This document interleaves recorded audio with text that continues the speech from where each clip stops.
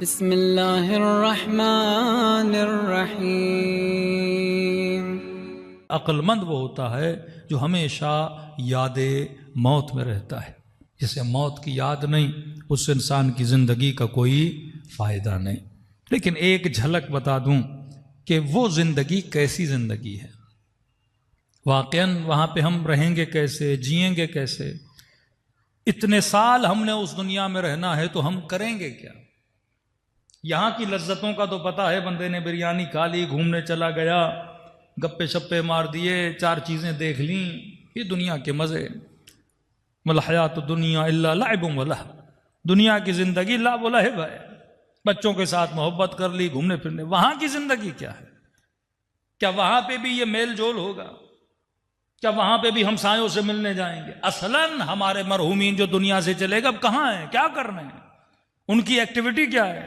اصلاً یہ مجلس حسین جو ہم کرا رہے ہیں، کیا ہمارا مرحوم دیکھ بھی رہا ہے کہ نہیں؟ کیا وہ جس طرح ہم ان سے غافل ہیں، کیا اسی طرح وہ ہم سے غافل ہیں؟ اگر دیکھ رہے ہیں تو کتنی دیر دیکھتے ہیں؟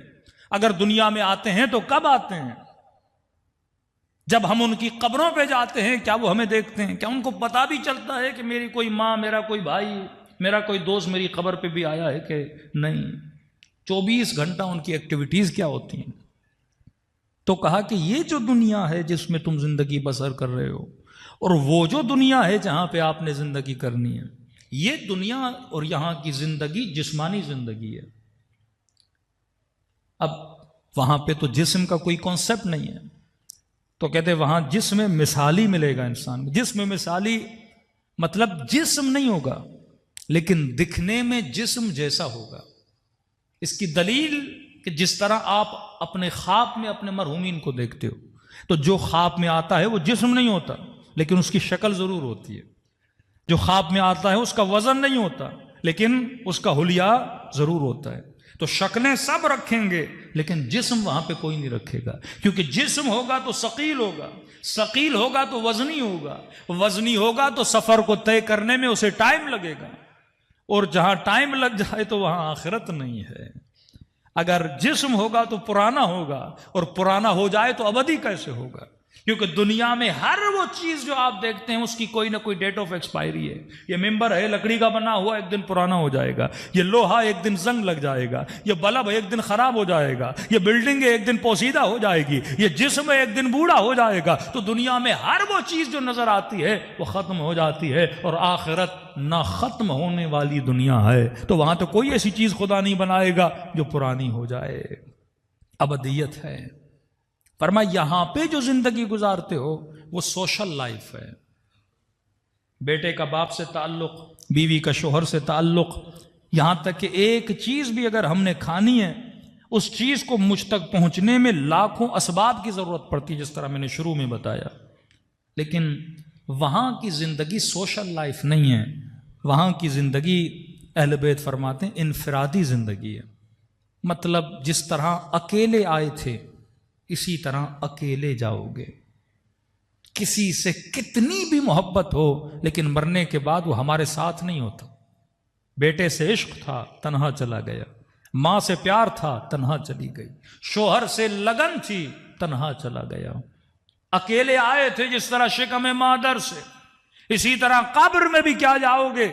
اکیلے جاؤ گے۔ لیکن دنیا میں کوئی بندہ اکیلا نہیں جیتا، یہاں سوشل لائف ہے، یہاں کنیکشنز ہیں، یا ہمسائے کے حقوق ہیں، لیکن مرنے کے بعد پورا سفر انسان نے اکیلے طے کرنا ہے۔ فرمایا وہاں پہ اگر کوئی ساتھ ہوگا تمہارا عمل ساتھ ہوگا۔ پھر معصوم سے پوچھا مولا کیا کبھی کوئی کسی سے نہیں ملے گا؟ باپ سے نہیں ملے گا، دادا سے نہیں ملے گا، اہل بیت سے نہیں ملے گا، انبیاء سے نہیں ملے گا، صلحاء سے نہیں ملے گا؟ فرمایا نہیں، وہاں پہ بھی میل جول ہے لیکن اللہ کی مرضی سے۔ اب امام نے مومنین کا میل جول بتایا جو وادی برہوت والے ہیں، اس کا ٹاپک لمبا ہے۔ فرمایا جو مومنین ہیں ہفتے میں ایک مرتبہ خدا ان کی ملاقات کا بندوبست کرتا ہے۔ کہ مولا کہاں پہ ان کی ملاقات ہوتی ہیں؟ فرمایا ان سب کو خدا وادی السلام میں جمع کرتا ہے۔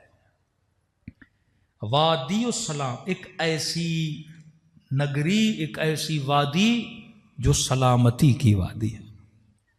اب وادی السلام میں کیا کرتے ہیں وہ الگ بحث ہے، وہ مولا کی روایت میں آئے گا۔ فرمایا ونس ویک، مولا کب جمع ہوتے ہیں؟ صبح کو، دوپہر کو؟ فرمایا نہیں، جب دنیا میں وقت غروب ہوتا ہے تو خدا ان کو وادی السلام میں بلاتا ہے۔ کب تک رہتے ہیں؟ فرمایا جب تک وقت فجر نہیں ہو جاتا، یہ یہاں بلائے جاتے ہیں، اور فجر کا وقت ہوتا ہے پھر یہ واپس عالم برزخ کی طرف بھیجے جاتے ہیں۔ تبھی ایک شاید راتوں کو قبرستان میں زیادہ بیٹھنا مکروہ ہے، اس کی دلیل شاید یہ ہو، ایک شہید کی ماں، جوان بیٹا اس کا دنیا سے گزر گیا، کہتی ہر شب جمعہ میں قبرستان جاتی تھی اور 4 گھنٹے یہاں تک کہ صبح کی اذان ہوتی تھی بیٹے کی قبر پہ بیٹھی رہتی تھی، قرآن پڑھوں، زیارت پڑھوں، حدیث پڑھوں تاکہ میرے بیٹے کو راحت ملے۔ ماں تھی، اس کی روٹین بن گئی، ہفتوں کے ہفتے گزر گئے، لیکن یہ شب جمعہ بیٹے کے قبر پہ جاتی، دعائیں پڑھتی۔ ایک دن اس نے خواب کے عالم میں اپنے بیٹے کو دیکھا، دیکھتی ہے بیٹا میرے حضور بیٹھا ہے، اتنے میں دیکھتی ہوں دوسرے مومنین کی ارواح ہیں اور گویا وہ سامان سفر باندھ رہے ہیں، تیاری کر رہے ہیں کہیں پہ جانے کی۔ تو میں نے بیٹے سے پوچھا میرے یہ سب کہاں جا رہے ہیں؟ کہا یہ سارے وادی السلام جا رہے ہیں۔ ہر شب جمعہ اللہ مومنین کی ارواح کو وادی السلام بلاتا ہے۔ کہا ہے کیا وادی السلام میں؟ کہ یہ سب علی کی ملاقات کو جا رہے ہیں۔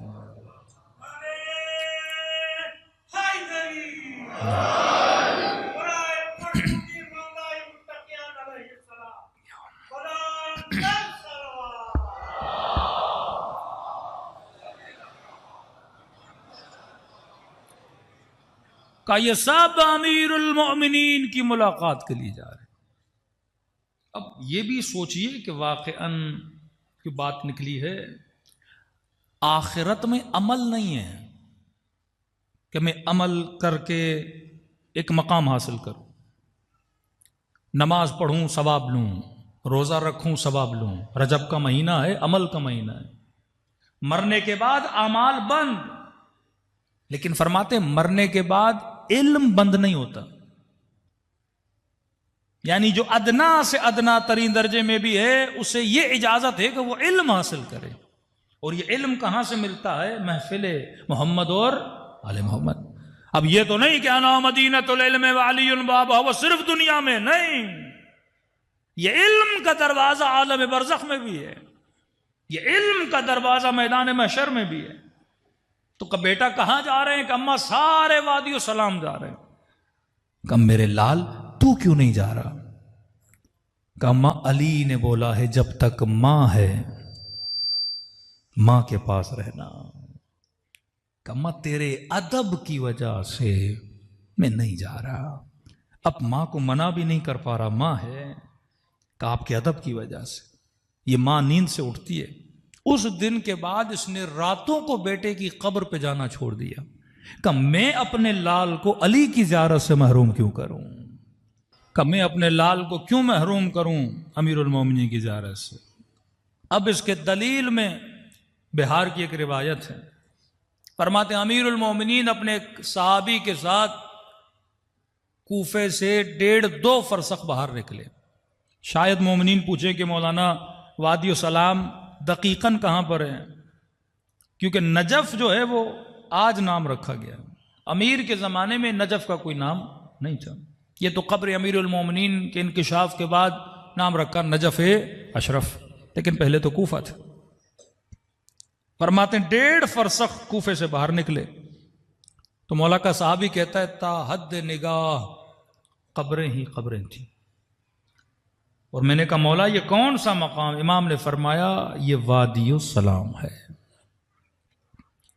کہ بس قبرستان میں داخل ہوئے اور علی نے سلام کیا السلام علیکم یا اہل لا الہ الا اللہ، اور سلام کرنے کے بعد علی نے کلام کرنا شروع کیا، کہ باتیں کرنے لگے، میں خاموش کھڑا رہا، گفتگو اتنی لمبی ہوئی کہتا میں تھک کے بیٹھ گیا، بیٹھنے کے بعد کئی گھنٹے گزر گئے، بالآخر مجبور ہو کے میں نے کہا یا علی آپ بھی بیٹھ جائیے، میں بھی بیٹھ کے تھک گیا ہوں، مولا اتنے گھنٹے کس سے کلام کر رہے ہیں؟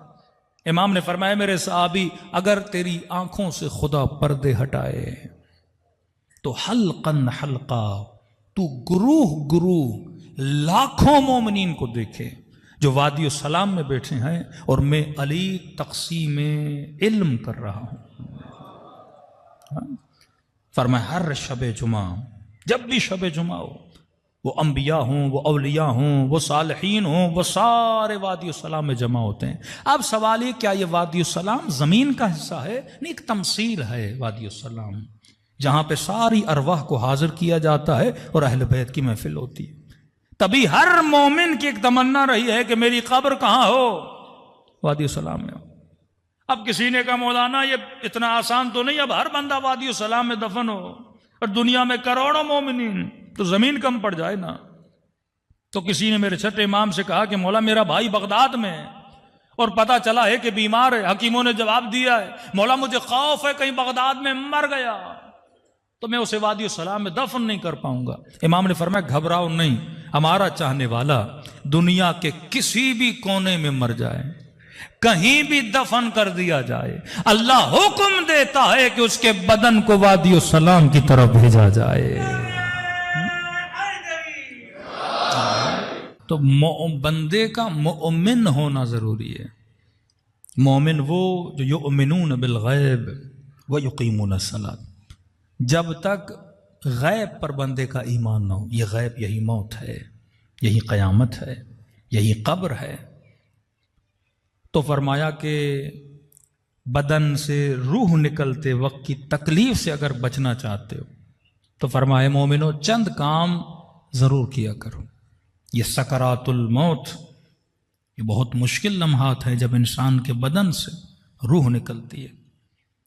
پہلا کام فرمایا جو ہر نماز واجب کے بعد تھوڑا بہت بھی ہو قرآن کی تلاوت کرے، وہ سکرات موت سے بچ جاتا ہے، وہ حول الموت سے بچ جاتا ہے، وہ خوف موت سے بچ جاتا ہے.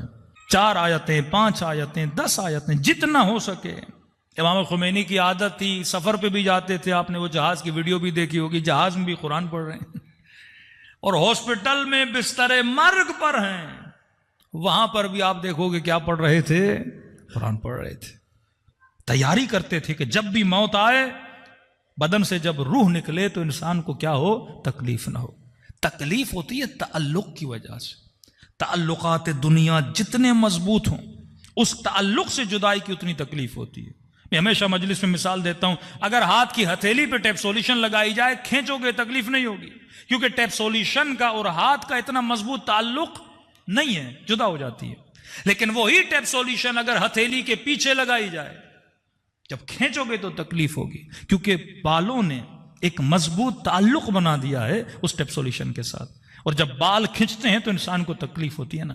جب تعلق اتنا مضبوط ہو جائے دنیا سے، مال دنیا سے، دنیا کے گھر سے، اولاد سے، اب تعلق اتنا ہے کہ جب جدائی کی بات آتی ہے تو انسان کو تکلیف ہوتی ہے، وہ دنیا سے جانا نہیں چاہتا. لیکن اہل بیت کی زندگی دیکھو، اکبر جیسا بچہ ہے، اصغر جیسا بچہ ہے، جب جان چلی گئی اس بچے کی تو کہا خدایا رضن برضا، ہم تیری رضا پہ راضی ہیں. چھٹے امام کا جناب اسماعیل سے میرے مولا نے اتنا محبت کی تھی، روایات ملتی ہیں اتنے پسند تھے ان کو جناب اسماعیل کہ امت کے ایک بڑے گرو کو شک ہوا کہ امام کے بعد یہ امام بنے گا. صحابی کہتا میں مولا سے خیریت دریافت کرنے آیا، کیونکہ ڈیلی امام کے گھر پہ حکیموں کا آنا جانا تھا. جب امام سے ملا تو کیا دیکھا؟ چہرے پہ اطمینان، پریشانی نہیں. میں نے کہا مولا یہ لگتا ہے کہ آپ کا بیٹا ٹھیک ہو گیا ہے. امام نے کہا نہیں، انا للہ و انا الیہ راجعون، بیٹا دنیا سے جا چکا ہے. کہ مولا سمجھ نہیں آتی، جب تک زندہ تھا پریشان تھے، کبھی یہ حکیم اور بیٹے کے جانے کے بعد ایک سکون مل گیا. فرمایا اولاد اللہ کی امانت ہے، جب تک ہمارے پاس ہے ان کا خیال رکھنا واجب ہے، کیونکہ امانت الہی ہے. بیٹا بیمار تھا، میں نے تقدو کی کہ بچ جائے، لیکن جب اس نے اپنی امانت واپس لی، میں کون ہوتا ہوں شور کرنے والا؟ یہ تو میرا تھا ہی نہیں، اللہ کی امانت تھی. تو جب تک چیز ہاتھ میں ہے خیال کرو، جب دنیا سے چلی گئی اب اس پہ اتنا رونا اور گریہ کرنا انسان کے لیے مناسب نہیں ہے. اب رونا محبت میں آتا ہے، وہ انسان کی فطرت کا تقاضا ہے، لیکن اس رونے سے اچھا ہے اس بیٹے کے لیے انسان قرآن پڑھے نا، اس رونے سے اچھا انسان زیارت عاشورہ پڑھے، اس رونے سے اچھا ہے اس کی انسان قضا نمازیں پڑھے، قضا روزے پڑھے. تو معصوم کیا فرماتے ہیں کہ جب تک اولادیں ہیں ان کا خیال کرو، لیکن جب اللہ امانت لے لیتا ہے تو یہ تمہاری چیز تھی نہیں، جس نے دی تھی اس نے اپنی طرف پلٹا دی. صلوات پڑھے محمد و آل محمد.